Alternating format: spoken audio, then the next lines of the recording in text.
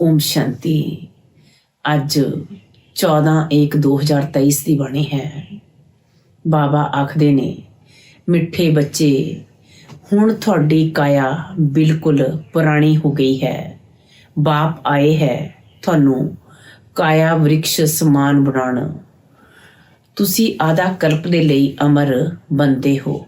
अज बाबा ने अपने बच्चों को प्रश्न पूछा, इस वंडरफुल नाटक विच किहड़ी गल बहुत समझण दी है। अज बाबा का उत्तर है, इस नाटक विच जो भी एक्टर्स माना पाठधारी है उन्हां दा चरित्र केवल एक बार ही देख सकते, फिर उही चरित्र 5000 वरे ते बाद देखणगे। 84 जन्मां दे 84 चरित्र बनणगे अते सब भिन्न भिन्न होणगे। कर्म भी किसी दे नाल मिल नहीं सकते। जिसने जो कर्म किया है वो फिर 5000 वरे बाद उही कर्म करनगे। ये बहुत ही समझण दीयां गल्लां है। तुसी बच्चियां दी बुद्धि दा ताड़ा हुण खुलिया है। तुसी ये राज सबनों समझा सकते हो। गीत है अज दा, भोलेनाथ से निराला कोई और नहीं। ओम शांति। भोलानाथ सदैव शिव बाबा नूं कहा जाता है, शंकर नूं नहीं कहा जाता। वो तो विनाश करते है अते शिव बाबा स्थापना करते है। ये तो जरूर है, स्थापना स्वर्ग दी अते विनाश नरक दा करनगे। ਤਾਂ ਗਿਆਨ ਸਾਗਰ ਭੋਲਾਨਾਥ शिव ਨੂੰ ਹੀ ਕਹਾਂਗੇ। ਹੁਣ ਤੁਸੀਂ ਬੱਚੇ ਤਾਂ ਅਨੁਭਵੀ ਹੈ। ਜ਼ਰੂਰ ਕਲਪ ਪਹਿਲੇ ਵੀ शिव ਬਾਬਾ ਆਇਆ ਹੋਵੇਗਾ ਅਤੇ ਹੁਣ ਆਇਆ ਹੈ ਜ਼ਰੂਰ। ਉਹਨਾਂ ਨੂੰ ਆਉਣਾ ਜ਼ਰੂਰ ਹੈ ਕਿਉਂਕਿ ਨਈ ਮਨੁੱਖ ਸ੍ਰਿਸ਼ਟੀ ਨੂੰ ਰਚਨਾ ਹੈ। ਇਸ ਡਰਾਮੇ ਦੇ ਆਦਿ ਮੱਧ ਅੰਤ ਦਾ ਰਾਜ ਦੱਸਣਾ ਹੈ। ਇਸ ਲਈ ਜ਼ਰੂਰ ਇੱਥੇ ਆਉਣਾ ਹੈ। सूक्ष्म बतन विच तां नहीं दसणगे। सूक्ष्म बतन दी भाषा वख है, मूल बतन विच ते भाषा है नहीं। इत्थे है टाकी। शिव बाबा ही बिगड़ी नूं बनाउण वाला है। जदों सृष्टि तमो प्रधान हो जाती है तां सब नूं सदगति देण वाला भगवान कहता है कि मैनूं आना पैंदा है। यादगार भी इत्थे है। इस नाटक विच जो जो मनुख दे चित्र है वो एक ही बार देख सकते हैं। इवें नहीं कि लक्ष्मी नारायण दे चित्र चेहरे सतयुग दे सिवाय कदे भी किथे होर वेख सकते हैं। ये पुनर जन्म लैणगे तां नाम रूप बख हो जाएगा। वही लक्ष्मी नारायण का रूप एक बार देखिया फिर 5000 वरे बाद भी देखणगे। जिमें गांधी का हूबहू चित्र फिर 5000 वरे बाद देखेंगे। अथा मनुख है। जो भी मनुखा दे चित्र हुण देखे है वो फिर 5000 वरे बाद देखांगे। 84 जन्मां दे लई 84 चित्र बनणगे। होर सब बख-बख होणगे। कर्म भी किसी दे नाल नहीं मिल सकते। जिसने जो कर्म किया वही कर्म 5000 वरे बाद फिर करनगे। ये बहुत समझण दीयां गल्लां है। बाबा दा भी चित्र है, असी समझते हाँ। जरूर पहले पहले सृष्टि रचन वो आया होवेगा। तुहाडी बुद्धि दा ताड़ा हुण खुलिया है। उदों तुसी समझते हो। हुण फिर होरनां दा भी ताड़ा खोलना है। निराकार बाप जरूर परम धाम विच रहिंदे होणगे। जिवें तुसी भी सब मेरे नाल रहिंदे है। पहले जदों मैं आउंदा हाँ तां मेरे नाल ब्रह्मा विष्णु शंकर हुंदे है। मनुख सृष्टि दा पहले तो ही है। फिर वो किवें पलटा खांदी है, रिपीट किवें हुंदी है। पहले पहले जरूर सूक्ष्म बतन रचना पे, फिर स्थूल बतन विच आउणा पे। क्योंकि मनुख जो देवता है वो हुण शूद्र बने है। उन्हां नूं फिर ब्राह्मण तो देवता बनाना पे। तां जो कल्प पहले मैं ज्ञान दिता सी फिर उही रिपीट करांगा। इस समय राजयोग सिखाਉਂਦਾ हाँ। फिर आधा कल्प के बाद भगती शुरू होंदी है। ਬਾਪ ਖੁਦ ਬੈਠ ਸਮਝਾਉਂਦੇ ਹੈ ਕਿ ਪੁਰਾਣੀ ਸ੍ਰਿਸ਼ਟੀ ਫਿਰ ਤੋਂ ਨਈ ਕਿਵੇਂ ਬਣਦੀ ਹੈ, ਅੰਤ ਤੋਂ ਫਿਰ ਆਦਿ ਕਿਵੇਂ ਹੁੰਦੀ ਹੈ। ਮਨੁੱਖ ਸਮਝਦੇ ਹੈ ਪਰਮਾਤਮਾ ਆਇਆ ਸੀ, ਪਰ ਕਦੋਂ, ਕਿਵੇਂ ਆਇਆ, ਆਦਿ ਮੱਧ ਅੰਤ ਦਾ ਰਾਜ ਕਿਵੇਂ ਖੋਲਿਆ, ਇਹ ਨਹੀਂ ਜਾਣਦੇ। ਬਾਪ ਕਹਿੰਦੇ ਹੈ ਫਿਰ ਮੈਂ ਸਮੁਖ ਆਇਆ ਹਾਂ ਸਭ ਨੂੰ ਸਦਗਤੀ ਦੇਣ। ਮਾਇਆ ਰਾਵਣ ਨੇ ਸਭ ਦੀ ਕਿਸਮਤ ਵਿਗਾੜ ਦਿੱਤੀ ਹੈ, ਤਾਂ ਵਿਗੜੀ ਨੂੰ ਬਣਾਉਣ ਵਾਲਾ ਜ਼ਰੂਰ ਕੋਈ ਚਾਹੀਦਾ ਹੈ। ਬਾਪ ਕਹਿੰਦੇ ਹੈ 5000 ਬਰੇ ਪਹਿਲੇ ਵੀ ਬ੍ਰਹਮਾ ਤਨ ਵਿੱਚ ਆਇਆ ਸੀ। ਮਨੁੱਖ ਸ੍ਰਿਸ਼ਟੀ ਜ਼ਰੂਰ ਇੱਥੇ ਹੀ ਰਚੀ ਹੈ। ਇੱਥੇ ਆ ਕੇ ਸ੍ਰਿਸ਼ਟੀ ਨੂੰ ਪਲਟਾਇਆ, ਕਾਇਆ ਕਲਪ ਬ੍ਰਿਕਸ਼ ਸਮਾਨ ਬਣਾਉਂਦਾ ਹਾਂ। ਹੁਣ ਤੁਹਾਡੀ ਕਾਇਆ ਬਿਲਕੁਲ ਪੁਰਾਣੀ ਹੋ ਗਈ ਹੈ।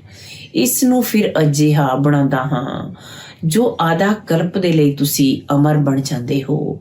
ਭਾਵੇਂ ਸਰੀਰ ਬਦਲਦੇ ਹੈ, ਪਰ ਖੁਸ਼ੀ ਨਾਲ, ਜਿਵੇਂ ਪੁਰਾਣਾ ਜੋੜਾ ਛੱਡ ਨਵਾਂ ਲੈਂਦੇ ਹੈ। ਉੱਥੇ ਇਵੇਂ ਨਹੀਂ ਕਹਾਂਗੇ ਕਿ ਫਲਾਨਾ ਮਰ ਗਿਆ, ਉਸ ਨੂੰ ਮਰਨਾ ਨਹੀਂ ਕਿਹਾ ਜਾਂਦਾ ਹੈ। ਜਿਵੇਂ ਤੁਹਾਡਾ ਇਹ ਜਿਉਂਦੇ ਜੀ ਮਰਨਾ ਹੈ, ਤਾਂ ਤੁਸੀਂ ਮੇਰੇ ਥੋੜੇ ਹੀ ਹੈ, ਤੁਸੀਂ ਤਾਂ ਸ਼ਿਵ ਬਾਬਾ ਦੇ ਬਣੇ ਹੈ। ਬਾਬਾ ਕਹਿੰਦੇ ਹੈ ਤੁਸੀਂ ਨੂਰੇ ਰਤਨ ਸਿਕਿਲ ਦੇ ਬੱਚੇ ਹੈ। ਸ਼ਿਵ ਬਾਬਾ ਵੀ ਕਹਿੰਦੇ, ਤਾਂ ਬ੍ਰਹਮਾ ਬਾਬਾ ਵੀ ਕਹਿੰਦੇ ਹੈ ਉਹ ਨਿਰਾਕਾਰ ਬਾਪ, ਇਹ ਸਾਕਾਰੀ ਬਾਪ। ਹੁਣ ਤੁਸੀਂ ਕਹਿੰਦੇ ਹੋ ਬਾਬਾ ਤੁਸੀਂ ਵੀ ਉਹੀ ਹੋ ਨਾ, ਮੈਂ ਵੀ ਉਹੀ ਹਾਂ ਜੋ ਫਿਰ ਤੋਂ ਆ ਕੇ ਮਿਲੇ ਹਾਂ। ਬਾਪ ਕਹਿੰਦੇ ਹੈ ਮੈਂ ਆ ਕੇ ਸਵਰਗ ਸਥਾਪਨ ਕਰਦਾ ਹਾਂ। ਰਜਾਈ ਤਾਂ ਜ਼ਰੂਰ ਚਾਹੀਦੀ ਹੈ, ਇਸ ਲਈ ਰਾਜ ਯੋਗ ਸਿਖਾਉਂਦਾ ਹਾਂ। ਪਿੱਛੇ ਤਾਂ ਤੁਹਾਨੂੰ ਰਜ਼ਾਈ ਮਿਲ ਜਾਏਗੀ, ਫਿਰ ਇਸ ਗਿਆਨ ਦੀ ਉੱਥੇ ਲੋੜ ਨਹੀਂ ਰਹਿੰਦੀ। ਫਿਰ ਇਹ ਸ਼ਾਸਤਰ ਆਦਿ ਸਭ ਭਗਤੀ ਵਿੱਚ ਕੰਮ ਆਉਂਦੇ ਹੈ, ਪੜ੍ਹਦੇ ਰਹਿੰਦੇ ਹੈ। ਜਿਵੇਂ ਕੋਈ ਵੱਡੇ ਆਦਮੀ ਹਿਸਟਰੀ ਜੀਓਗ੍ਰਾਫੀ ਲਿਖ ਜਾਂਦੇ ਹੈ, ਉਹ ਪਿੱਛੋਂ ਪੜ੍ਹਦੇ ਰਹਿੰਦੇ ਹੈ। ਅਥਾਹ ਕਿਤਾਬਾਂ ਹੈ, ਮਨੁੱਖ ਪੜ੍ਹਦੇ ਹੀ ਰਹਿੰਦੇ ਹੈ। ਸਵਰਗ ਵਿੱਚ ਤਾਂ ਕੁਝ ਵੀ ਨਹੀਂ ਹੋਵੇਗਾ, ਉੱਥੇ ਤਾਂ ਭਾਸ਼ਣ ਹੀ ਇੱਕ ਹੋਵੇਗੀ। ਤਾਂ ਬਾਬਾ ਕਹਿੰਦੇ ਹੈ ਹੁਣ ਮੈਂ ਆਇਆ ਹਾਂ ਸ੍ਰਿਸ਼ਟੀ ਨੂੰ ਨਿਆਂ ਬਣਾਉਣ। ਪਹਿਲੇ ਨਵੀਂ ਸੀ, ਹੁਣ ਪੁਰਾਣੀ ਹੋ ਗਈ ਹੈ। ਮੇਰੇ ਸਭ ਪੁੱਤਰਾਂ ਮਾਨਾ ਬੱਚਿਆਂ ਨੂੰ ਮਾਇਆ ਨੇ ਸਾੜ ਕੇ ਰੱਖ ਦਿੱਤਾ ਸੀ। ਉਹ ਦਿਖਾਉਂਦੇ ਹੈ ਸਾਗਰ ਦੇ ਬੱਚੇ, ਗਿਆਨ ਸਾਗਰ ਤਾਂ ਬਰੋਬਰ ਹੈ, ਉਹਨਾਂ ਦੇ ਤੁਸੀਂ ਬੱਚੇ ਹੋ। ਭਾਵੇਂ ਬੱਚੇ ਤਾਂ ਅਸਲ ਵਿੱਚ ਸਭ ਹੈ, ਪਰ ਤੁਸੀਂ ਬੱਚੇ ਹੁਣ ਪ੍ਰੈਕਟੀਕਲ ਵਿੱਚ ਗਾਏ ਜਾਂਦੇ ਹੈ। ਤੁਹਾਡੇ ਕਾਰਨ ਹੀ ਬਾਪ ਆਉਂਦੇ ਹੈ, ਕਹਿੰਦੇ ਹੈ ਮੈਂ ਆਇਆ ਹਾਂ ਫਿਰ ਤੋਂ ਤੁਹਾਨੂੰ ਬੱਚਿਆਂ ਨੂੰ ਸੁਰਜੀਤ ਕਰਨ, ਜੋ ਬਿਲਕੁਲ ਕਾਲੇ ਪੱਥਰ ਬੁੱਧੀ ਹੋ ਗਏ ਹੈ। ਉਹਨਾਂ ਨੂੰ ਫਿਰ ਤੋਂ ਆ ਕੇ ਪਾਰਸ ਬੁੱਧੀ ਬਣਾਉਂਦਾ ਹਾਂ। ਤੁਸੀਂ ਜਾਣਦੇ ਹੋ ਇਸ ਗਿਆਨ ਨਾਲ ਅਸੀਂ ਪਾਰਸ ਬੁੱਧੀ ਕਿਵੇਂ ਬਣਦੇ ਹਾਂ। ਜਦੋਂ ਤੁਸੀਂ ਪਾਰਸ ਬੁੱਧੀ ਬਣ ਜਾਓਗੇ, ਉਦੋਂ ਇਹ ਦੁਨੀਆ ਵੀ ਪੱਥਰ ਬੁੱਧੀ ਤੋਂ ਬਦਲ ਪਾਰਸ ਬੁੱਧੀ ਬਣ ਜਾਵੇਗੀ, ਜਿਸ ਦੇ ਲਈ ਬਾਬਾ ਪੁਰਸ਼ਾਰਥ ਕਰਵਾਉਂਦੇ ਰਹਿੰਦੇ ਹੈ। ਤਾਂ ਬਾਬਾ ਨੂੰ ਜ਼ਰੂਰ ਮਨੁੱਖ ਸ੍ਰਿਸ਼ਟੀ ਰਚਣ ਦੇ ਲਈ ਇੱਥੇ ਹੀ ਆਉਣਾ ਪਵੇਗਾ ਨਾ। ਜਿਸ ਦੇ ਤਨ ਵਿੱਚ ਆਉਂਦੇ ਹੈ ਉਹਨਾਂ ਦੁਆਰਾ ਮੁੱਖ ਵੰਸ਼ਾਵਲੀ ਬਣਾਉਂਦਾ ਹੈ। ਹਾਂ, ਤਾਂ ਇਹ ਹੋ ਗਈ ਮਾਤਾ। ਕਿੰਨੀਆਂ ਗੂੜੀਆਂ ਗੱਲਾਂ ਹੈ ਤਾਂ ਇਹ ਮੇਲ ਇਹਨਾਂ ਵਿੱਚ ਬਾਬਾ ਆਉਂਦੇ ਹੈ। ਤਾਂ ਇਹ ਮਾਤਾ ਕਿਵੇਂ ਹੋਈ, ਇਸ ਵਿੱਚ ਮੂੰਝਣਗੇ ਜ਼ਰੂਰ। ਤੁਸੀਂ ਸਿੱਧ ਕਰ ਦੱਸਦੇ ਹੋ ਕਿ ਇਹ ਮਾਤ ਪਿਤਾ ਬ੍ਰਹਮਾ ਸਰਸਵਤੀ ਦੋਵੇਂ ਕਲਪ ਬ੍ਰਿਕਸ਼ ਦੇ ਥੱਲੇ ਬੈਠੇ ਹੈ, ਰਾਜਯੋਗ ਸਿੱਖ ਰਹੇ ਹੈ। ਤਾਂ ਜ਼ਰੂਰ ਉਹਨਾਂ ਨੂੰ ਗੁਰੂ ਚਾਹੀਦਾ ਹੈ। ਬ੍ਰਹਮਾ ਸਰਸਵਤੀ ਅਤੇ ਬੱਚੇ ਸਭ ਨੂੰ ਰਾਜ ਰਿਸ਼ੀ ਕਹਿੰਦੇ ਹੈ। ਰਜ਼ਾਈ ਦੇ ਲਈ ਯੋਗ ਲਗਾਉਂਦੇ ਹੈ। ਬਾਪ ਆ ਕੇ ਰਾਜਯੋਗ ਅਤੇ ਗਿਆਨ ਸਿਖਾਉਂਦੇ ਹੈ, ਜੋ ਹੋਰ ਕੋਈ ਵੀ ਸਿਖਾ ਨਾ ਸਕੇ। ਨਾ ਕੋਈ ਦਾ ਰਾਜਯੋਗ ਹੈ, ਉਹ ਤਾਂ ਸਿਰਫ ਕਹਿਣਗੇ ਯੋਗ ਸਿੱਖੋ। ਹਠ ਯੋਗ ਤਾਂ ਕਈ ਤਰ੍ਹਾਂ ਦੇ ਹੁੰਦੇ ਹੈ, ਰਾਜਯੋਗ ਕੋਈ ਵੀ ਸਿਖਾ ਲਾ ਨਾ ਸਕੇ। ਭਗਵਾਨ ਨੇ ਆ ਕੇ ਰਾਜਯੋਗ ਸਿਖਾਇਆ ਸੀ। ਕਹਿੰਦੇ ਹੈ ਸਾਨੂੰ ਕਲਪ ਕਲਪ ਫਿਰ ਆਉਣਾ ਪੈਂਦਾ ਹੈ, ਜਦੋਂ ਕਿ ਮਨੁੱਖ ਸ੍ਰਿਸ਼ਟੀ ਨਹੀਂ ਰਚਣੀ ਹੈ। ਪਰਲਿਆ ਤਾਂ ਹੁੰਦੀ ਨਹੀਂ। ਜੇਕਰ ਪਰਲਿਆ ਹੋ ਜਾਏ ਤਾਂ ਫਿਰ ਅਸੀਂ ਆਈਏ ਕਿਸ ਵਿੱਚ? ਨਿਰਾਕਾਰ ਕੀ ਆ ਕੇ ਕਰਨਗੇ? ਬਾਪ ਸਮਝਾਉਂਦੇ ਹੈ ਸ੍ਰਿਸ਼ਟੀ ਤਾਂ ਪਹਿਲੇ ਤੋਂ ਹੀ ਹੈ, ਭਗਤ ਵੀ ਹੈ, ਭਗਵਾਨ ਨੂੰ ਬੁਲਾਉਂਦੇ ਵੀ ਹੈ। ਇਸ ਨਾਲ ਸਿੱਧ ਹੈ ਕਿ ਭਗਤ ਹੈ, ਭਗਵਾਨ ਨੂੰ ਆਉਣਾ ਹੀ ਹੁੰਦਾ ਹੈ। ਜਦੋਂ ਭਗਤ ਬਹੁਤ ਦੁਖੀ ਹੈ, ਕਲਯੁਗ ਦਾ ਅੰਤ ਹੈ, ਰਾਵਣ ਰਾਜ ਖਤਮ ਹੋਣਾ ਹੈ, ਉਦੋਂ ਹੀ ਮੈਨੂੰ ਆਉਣਾ ਪੈਂਦਾ ਹੈ। ਬਰੋਬਰ ਇਸ ਸਮੇਂ ਸਭ ਦੁਖੀ ਹੈ, ਮਹਾਂਭਾਰੀ ਲੜਾਈ ਸਾਹਮਣੇ ਖੜੀ ਹੈ। ਬਾਬਾ ਆਖਦੇ ਨੇ ਇਹ ਪਾਠਸ਼ਾਲਾ ਹੈ, ਇੱਥੇ ਏਮ ਆਬਜੈਕਟ ਹੈ। ਤੁਸੀਂ ਜਾਣਦੇ ਹੋ ਸਤਯੁਗ ਵਿੱਚ ਲਕਸ਼ਮੀ ਨਾਰਾਇਣ ਦਾ ਰਾਜ ਸੀ, ਫਿਰ ਸਿੰਗਲ ਤਾਜ ਵਾਲਿਆਂ ਦਾ ਰਾਜ ਹੋਇਆ, ਫਿਰ ਹੋਰ ਧਰਮ ਬ੍ਰਿਧੀ ਨੂੰ ਪਾਏ ਹੈ, ਫਿਰ ਰਜਾਈ ਆਦਿ ਵਧਾਉਣ ਦੇ ਲਈ ਯੁੱਧ ਆਦਿ ਹੋਏ। ਤੁਸੀਂ ਜਾਣਦੇ ਹੋ ਜੋ ਪਾਸਟ ਹੋ ਗਿਆ ਉਹ ਫਿਰ ਤੋਂ ਰਿਪੀਟ ਹੋਵੇਗਾ, ਫਿਰ ਲਕਸ਼ਮੀ ਨਾਰਾਇਣ ਦਾ ਰਾਜ ਸ਼ੁਰੂ ਹੋਵੇਗਾ। ਬਾਬਾ ਵਰਲਡ ਦੀ ਹਿਸਟਰੀ ਜੀਓਗ੍ਰਾਫੀ ਦਾ ਰਾਜ ਪੂਰਾ ਸਮਝਾਉਂਦੇ ਹੈ, ਡਿਟੇਲ ਵਿੱਚ ਜਾਣ ਦੀ ਲੋੜ ਨਹੀਂ। ਜਾਣਦੇ ਹੈ ਕਿ ਅਸੀਂ ਸੂਰਜਵੰਸ਼ੀ ਹਾਂ ਤਾਂ ਜ਼ਰੂਰ ਪੁਨਰ ਜਨਮ ਵੀ ਸੂਰਜਵੰਸ਼ੀ ਵਿੱਚ ਹੀ ਲੈਂਦੇ ਹੋਣਗੇ, ਨਾਮ ਰੂਪ ਦਾ ਬਦਲਦੇ ਹੋਣਗੇ, ਮਾਂ-ਬਾਪ ਵੀ ਦੂਸਰੇ ਮਿਲਣਗੇ। ਇਹ ਸਾਰਾ ਡਰਾਮਾ ਬੁੱਧੀ ਵਿੱਚ ਰੱਖਣਾ ਹੈ। ਬਾਪ ਕਿਵੇਂ ਆਉਂਦੇ ਹੈ ਉਹ ਵੀ ਸਮਝ ਲਿਆ। ਮਨੁੱਖਾਂ ਦੀ ਬ੍ਰਿਧੀ ਵਿੱਚ ਉਹ ਹੀ ਗੀਤਾ ਦਾ ਗਿਆਨ ਹੈ। ਅੱਗੇ ਸਾਡੀ ਬੁੱਧੀ ਵਿੱਚ ਵੀ ਉਹੀ ਪੁਰਾਣਾ ਗੀਤਾ ਦਾ ਗਿਆਨ ਸੀ। ਹੁਣ ਬਾਪ ਗੂੜੀਆਂ ਗੱਲਾਂ ਸੁਣਾਉਂਦੇ ਹੈ ਜੋ ਸੁਣਦੇ ਸਾਰੇ ਰਾਜ ਸਮਝ ਗਏ ਹੈ। ਮਨੁੱਖ ਵੀ ਕਹਿੰਦੇ ਹੈ ਪਹਿਲੇ ਤੁਹਾਡਾ ਗਿਆਨ ਹੋਰ ਸੀ, ਹੁਣ ਬਹੁਤ ਚੰਗਾ ਹੈ। ਹੁਣ ਸਮਝ ਗਏ ਹੈ ਕਿ ਕਿਵੇਂ ਗ੍ਰਹਸਥ ਵਿਵਹਾਰ ਵਿੱਚ ਰਹਿ ਕਮਲ ਫੁੱਲ ਸਮਾਨ ਬਣਨਾ ਹੈ। ਇਹ ਸਭ ਦਾ ਅੰਤਿਮ ਜਨਮ ਹੈ, ਮਰਨਾ ਵੀ ਸਭ ਨੂੰ ਹੈ। ਖੁਦ ਬੇਹੱਦ ਦਾ ਬਾਪ ਕਹਿੰਦੇ ਹੈ ਤੁਸੀਂ ਪਵਿੱਤਰ ਬਣਨ ਦੀ ਪ੍ਰਤਿੱਗਿਆ ਕਰੋ ਤਾਂ 21 ਜਨਮ ਦੇ ਲਈ ਸਵਰਗ ਦੇ ਮਾਲਿਕ ਬਣਾਂਗੇ। ਇੱਥੇ ਤਾਂ ਕਈ ਪਦਮਪਤੀ ਹੈ ਤਾਂ ਵੀ ਦੁਖੀ ਹੈ। ਕਾਇਆ ਕਲਪੰਤਰ ਹੁੰਦੀ ਨਹੀਂ, ਤੁਹਾਡੀ ਕਾਇਆ ਕਲਪਤਰੂ ਹੁੰਦੀ ਹੈ। ਤੁਸੀਂ 21 ਜਨਮ ਮਰਦੇ ਨਹੀਂ। ਬਾਪ ਕਹਿੰਦੇ ਹੈ ਇੱਥੇ ਆਉਣਗੇ ਵੀ ਉਹੀ ਜੋ ਸੂਰਜਵੰਸ਼ੀ ਚੰਦਰਵੰਸ਼ੀ ਕਾਮ ਚਿਤਾ ਤੇ ਬੈਠਣ ਨਾਲ ਸਾਵਰੇ ਹੋ ਗਏ ਹੈ। ਹੁਣ ਤੁਹਾਨੂੰ ਕਾਮ ਚਿਤਾ ਤੋਂ ਉਤਰ ਕੇ ਗਿਆਨ ਚਿਤਾ ਤੇ ਬੈਠਣਾ ਹੈ। ਵਿਸ਼ ਦਾ ਹਥਿਆਲਾ ਕੈਂਸਲ ਕਰ ਗਿਆਨ ਅੰਮ੍ਰਿਤ ਦਾ ਹਥਿਆਲਾ ਬਣਨਾ ਹੈ। ਸਮਝਾਉਣਾ ਇਵੇਂ ਹੈ ਜੋ ਉਹ ਕਹਿਣ ਕਿ ਤੁਸੀਂ ਤਾਂ ਸ਼ੁਭ ਕੰਮ ਕਰ ਰਹੇ ਹੋ। ਜਦੋਂ ਤੱਕ ਕੁਮਾਰ ਕੁਮਾਰੀ ਹੈ ਤਾਂ ਉਹਨਾਂ ਨੂੰ ਮੂਤ ਪਲੀਤੀ ਨਹੀਂ ਕਹਾਂਗੇ। ਬਾਪ ਕਹਿੰਦੇ ਹੈ ਤੁਹਾਨੂੰ ਗੰਦਾ ਕਦੀ ਨਹੀਂ ਬਣਨਾ ਹੈ। ਅੱਗੇ ਚੱਲ ਢੇਰ ਆਉਣਗੇ, ਕਹਿਣਗੇ ਇਹ ਬਹੁਤ ਵਧੀਆ ਹੈ। ਗਿਆਨ ਚਿਤਾ ਤੇ ਬੈਠਣ ਨਾਲ ਤਾਂ ਅਸੀਂ ਸਵਰਗ ਦੇ ਮਾਲਿਕ ਬਣਾਂਗੇ। ਅਕਸਰ ਬ੍ਰਾਹਮਣ ਹੀ ਸਗਾਈ ਕਰਵਾਉਂਦੇ ਹੈ। ਰਾਜਾਵਾਂ ਦੇ ਕੋਲ ਵੀ ਬ੍ਰਾਹਮਣ ਰਹਿੰਦੇ ਹੈ, ਉਹਨਾਂ ਨੂੰ ਰਾਜ ਗੁਰੂ ਕਹਿੰਦੇ ਹੈ। ਅੱਜ ਕੱਲ੍ਹ ਤਾਂ ਸੰਨਿਆਸੀ ਵੀ ਹਥਿਆਲਾ ਬਣਦੇ ਹੈ। ਤੁਸੀਂ ਜਦੋਂ ਇਹ ਗਿਆਨ ਦੀਆਂ ਗੱਲਾਂ ਸੁਣਦੇ ਹੈ ਤਾਂ ਲੋਕ ਬਹੁਤ ਖੁਸ਼ ਹੁੰਦੇ ਹੈ। ਝੱਟ ਰਾਖੀ ਵੀ ਬੰਨਣ ਲੈਂਦੇ ਹੈ। ਫਿਰ ਘਰ ਵਿੱਚ ਝਗੜਾ ਵੀ ਹੁੰਦਾ ਹੈ, ਕੁਝ ਸਹਿਣ ਤਾਂ ਜ਼ਰੂਰ ਕਰਨਾ ਪਏ। ਤੁਸੀਂ ਹੋ ਸ਼ਿਵ ਸ਼ਕਤੀ ਸੈਨਾ, ਤੁਹਾਡੇ ਕੋਲ ਕੋਈ ਹਥਿਆਰ ਨਹੀਂ। ਦੇਵਿਆਂ ਨੂੰ ਬਹੁਤ ਹਥਿਆਰ ਦਿਖਾਉਂਦੇ ਹੈ। ਇਹ ਸਭ ਹੈ ਗਿਆਨ ਦੀਆਂ ਗੱਲਾਂ। ਇੱਥੇ ਹੈ ਹੀ ਯੋਗ ਵੱਲ ਦੀਆਂ ਗੱਲਾਂ। ਤੁਸੀਂ ਯੋਗ ਵੱਲ ਨਾਲ ਵਿਸ਼ਵ ਦੀ ਬਾਦਸ਼ਾਹੀ ਲੈਂਦੇ ਹੋ। ਬਹੁ ਵੱਲ ਤੋਂ ਹੱਦ ਦੀ ਰਜ਼ਾਈ ਮਿਲਦੀ ਹੈ। ਬੇਹੱਦ ਦੀ ਰਜ਼ਾਈ ਦਾ ਬੇਹੱਦ ਦਾ ਮਾਲਿਕ ਹੀ ਦੇਣਗੇ। ਲੜਾਈ ਦੀ ਕੋਈ ਗੱਲ ਨਹੀਂ। ਬਾਪ ਕਹਿੰਦੇ ਹੈ ਮੈਂ ਕਿਵੇਂ ਲੜਾਵਾਂਗਾ, ਮੈਂ ਤਾਂ ਲੜਾਈ ਝਗੜਾ ਮਿਟਾਉਣ ਲਈ ਆਇਆ ਹਾਂ। ਫਿਰ ਇਹਨਾਂ ਦਾ ਨਾਮ ਨਿਸ਼ਾਨ ਵੀ ਨਹੀਂ ਰਹਿੰਦਾ। ਤਾਂ ਹੀ ਪਰਮਾਤਮਾ ਨੂੰ ਸਭ ਯਾਦ ਕਰਦੇ ਹੈ।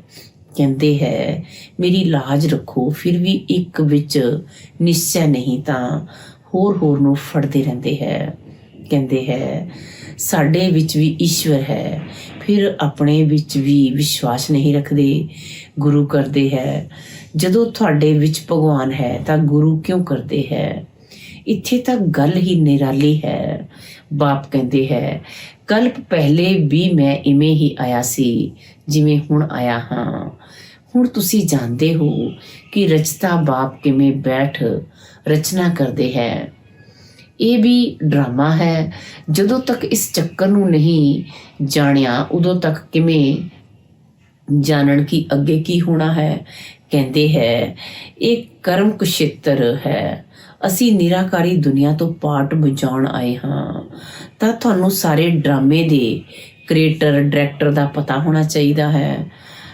ਅਸੀਂ ਸਭ ਐਕਟਰਸ ਤਾਂ ਜਾਣਗੇ ਨਾ ਹਾਂ ਕਿ ਇਹ ਡਰਾਮਾ ਕਿਵੇਂ ਬਣਿਆ ਹੋਇਆ ਹੈ, ਇਹ ਸ੍ਰਿਸ਼ਟੀ ਕਿਵੇਂ ਬ੍ਰਿਧੀ ਨੂੰ ਪਾਉਂਦੀ ਹੈ। ਜਦੋਂ ਕਿ ਹੁਣ ਕਲਯੁਗ ਦਾ ਅੰਤ ਹੈ ਤਾਂ ਜ਼ਰੂਰ ਸਤਯੁਗ ਸਥਾਪਨ ਹੋਣਾ ਚਾਹੀਦਾ ਹੈ। ਇਸ ਚੱਕਰ ਦੀ ਸਮਝਾਣੀ ਬਿਲਕੁਲ ਠੀਕ ਹੈ। ਜੋ ਬ੍ਰਾਹਮਣ ਕੁਲ ਦੇ ਹੋਣਗੇ ਉਹ ਸਮਝ ਜਾਣਗੇ। ਫਿਰ ਵੀ ਇਹ ਪ੍ਰਜਾਪਿਤਾ ਹੈ ਤਾਂ ਆਪਣਾ ਕੁਲ ਵੱਧਦਾ ਹੀ ਜਾਏਗਾ, ਵਧਾਣਾ ਤਾਂ ਹੈ ਹੀ। ਕਲਪ ਪਹਿਲੇ ਮੁਆਫਿਕ ਸਭ ਪੁਰਸ਼ਾਰਥ ਕਰਦੇ ਹੀ ਰਹਿੰਦੇ ਹੈ। ਅਸੀਂ ਸਾਖੀ ਹੋ ਕੇ ਦੇਖਦੇ ਹਾਂ। ਹਰ ਇੱਕ ਨੂੰ ਆਪਣਾ ਮੁਖੜਾ ਸ਼ੀਸ਼ੇ ਵਿੱਚ ਦੇਖਣਾ ਦੇ ਰਹਿਣਾ ਹੈ। ਕਿੱਥੇ ਤੱਕ ਅਸੀਂ ਲਾਇਕ ਬਣੇ ਹਾਂ ਸਤਯੁਗ ਵਿੱਚ ਰਾਜਧਾਨੀ ਲੈਣ ਦੇ ਲਈ। ਬਾਬਾ ਆਖਦੇ ਨੇ ਇਹ ਕਲਪ ਦੀ ਬਾਜੀ ਹੈ। ਜੋ ਜਿੰਨੀ ਸਰਵਿਸ ਕਰਨਗੇ, ਤੁਸੀਂ ਹੋ ਬੇਹੱਦ ਦੇ ਬਾਪ ਦੇ ਰੂਹਾਨੀ ਸੋਸ਼ਲ ਵਰਕਰਸ। ਤੁਸੀਂ ਸੁਪਰੀਮ ਰੂਹ ਦੀ ਮੱਤ ਤੇ ਚੱਲਦੇ ਹੋ। ਇਵੇਂ ਚੰਗੀਆਂ ਪੁਆਇੰਟਸ ਧਾਰਨ ਕਰਨੀ ਹੈ। ਬਾਪ ਆ ਕੇ ਕਾਲ ਦੇ ਪੰਜੇ ਤੋਂ ਛੁਡਾਉਂਦੇ ਹੈ।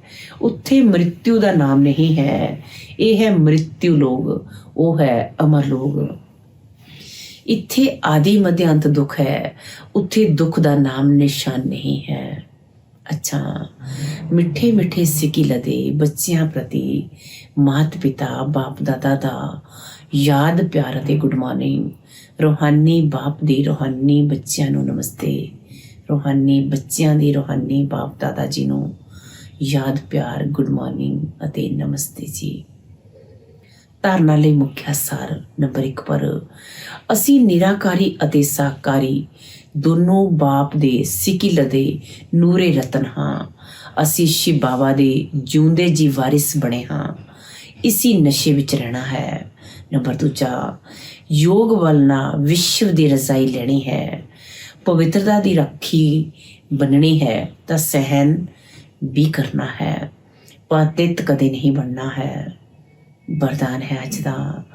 ਸੁੱਖ ਦੇ ਸਾਗਰ ਬਾਪ ਦੀ ਸਮ੍ਰਿਤੀ ਦੁਆਰਾ ਦੁੱਖ ਦੀ ਦੁਨੀਆ ਵਿੱਚ ਰਹਿੰਦੇ ਵੀ ਸੁੱਖ ਸਵਰੂਪ ਭਵ।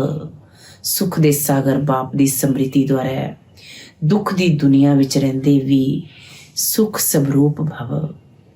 ਅੱਜ ਬਾਬਾ ਆਖਦੇ ਨੇ ਸਦਾ ਸੁੱਖ ਦੇ ਸਾਗਰ ਬਾਪ ਦੀ ਸਮ੍ਰਿਤੀ ਵਿੱਚ ਰਹੋ ਤਾਂ ਸੁੱਖ ਸਵਰੂਪ ਬਣ ਜਾਓਗੇ। ਭਾਵੇਂ ਦੁਨੀਆ ਵਿੱਚ ਕਿੰਨਾ ਵੀ ਦੁੱਖ ਅਸ਼ਾਂਤੀ ਦਾ ਪ੍ਰਭਾਵ ਹੋਵੇ, ਪਰ ਤੁਸੀਂ ਨਿਰਾਲੇ ਅਤੇ ਪਿਆਰੇ ਹੋ, ਸੁੱਖ ਦੇ ਸਾਗਰ ਦੇ ਨਾਲ ਹੋ। ਇਸ ਲਈ ਸਦਾ ਸੁਖੀ, ਸਦਾ ਸੁੱਖਾਂ ਦੇ ਝੂਲੇ ਵਿੱਚ ਝੁੱਲਣ ਵਾਲੇ ਹੋ। ਮਾਸਟਰ ਸੁੱਖ ਦੇ ਸਾਗਰ ਦੇ ਬੱਚਿਆਂ ਨੂੰ ਦੁੱਖ ਦਾ ਸੰਕਲਪ ਵੀ ਨਹੀਂ ਆ ਸਕਦਾ, ਕਿਉਂਕਿ ਦੁੱਖ ਦੀ ਦੁਨੀਆ ਤੋਂ ਕਿਨਾਰਾ ਕਰ ਸੰਗਮ ਤੇ ਪਹੁੰਚ ਗਏ। ਸਭ ਰੱਸੀਆਂ ਟੁੱਟ ਗਈਆਂ ਤਾਂ ਸੁੱਖ ਦੇ ਸਾਗਰ ਵਿੱਚ ਲਹਿਰਾਉਂਦੇ ਰਹੋ। ਸਲੋਗਨ ਹੈ ਦਾ ਮਨ ਅਤੇ ਬੁੱਧੀ ਦੀ ਇੱਕ ਹੀ ਪਾਵਰਫੁਲ ਸਥਿਤੀ ਵਿੱਚ ਸਥਿਤ ਕਰਨਾ ਹੀ ਇਕਾਂਤਵਾਸੀ ਬਣਨਾ ਹੈ। ਮਨ ਅਤੇ ਬੁੱਧੀ ਦੀ ਇੱਕ ਹੀ ਪਾਵਰਫੁਲ ਸਥਿਤੀ ਵਿੱਚ ਸਥਿਤ ਕਰਨਾ ਹੀ ਇਕਾਂਤਵਾਸੀ ਬਣਨਾ ਹੈ। ਅੱਛਾ, ਓਮ ਸ਼ਾਂਤੀ।